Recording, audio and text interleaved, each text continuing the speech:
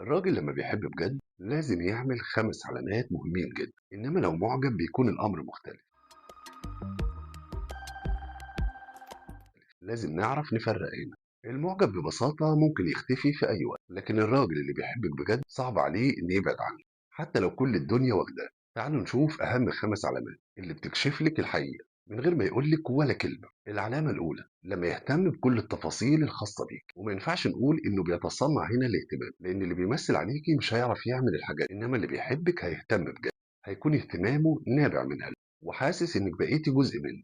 العلامة رقم 2 هيكون متفهم ومش هيحكم عليك، هيحاول يفهمك بهدوء. يعني لما تختلفوا مع بعض مش هيقلب الترابيزة ولا هيبعد عنك، إنما هيقعد يسمعك ويفهم ويعرف كمان إيه اللي مزعلك أو ليه اتصرفت في الموضوع ده بالشكل ده. كل اللي قلته ده مختلف عن الإعجاب، لأن اللي معجب بيك ببساطة دايما بيشوف الصورة حلوة، إنما اللي بيحب بيشوفك على وضعك بمميزاتك وعيوبك ويختار بإرادته إن يكمل. العلامة رقم 3 بيحميكي بطريقته، مش شرط طبعا إن يضرب حد علشان، لكن بيحاول دايما إن يخليكي في أمان سواء من كلمة تجرحك أو موقف يضايق. دايما بيفتكر في الحاجة اللي تريحه وبيخاف عليكي من الكلمة اللي توجعك، وده نوع بقى من الحب الصادق النار. العلامة الرابعة هتلاقيه بيحكي لك دايما عن شغله، عن أحلامه واللي عايز يعمله مستقبل. إنما لو الراجل هنا معجب بس مش بيحب يدخل حد في تفاصيل، إنما اللي بيحب بجد عايزك تكوني جزء من مستقبل. العلامة الخامسة بيفضل ثابت على موقفه ومشاعره حتى في بعده، يعني مش أول ما يحصل خلاف ما بينكم هيختفي،